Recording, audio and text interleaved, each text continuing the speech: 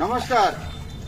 জামবনি গ্রাম পঞ্চায়েত অথবা আমাদের পঞ্চায়েত যেটা জামবনি, ওনাদের উদ্দেশ্য বলছি যে এইখানে আমাদের চিংড়ি ডোবার মতো পুকুর হয়ে রয়েছে, এই জলটাকে বের করানোর ব্যবস্থা নিন, অথবা রাস্তার উপরে চিংড়ি চাষ করে একটা পুকুর কেটে দেন।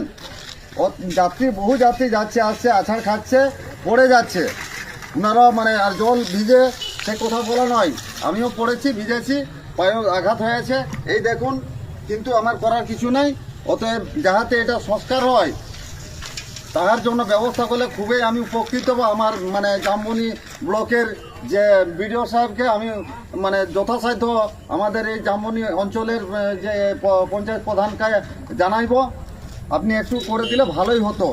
আর নাহলে চিংড়ি চাষ করার ব্যবস্থা নেবেন।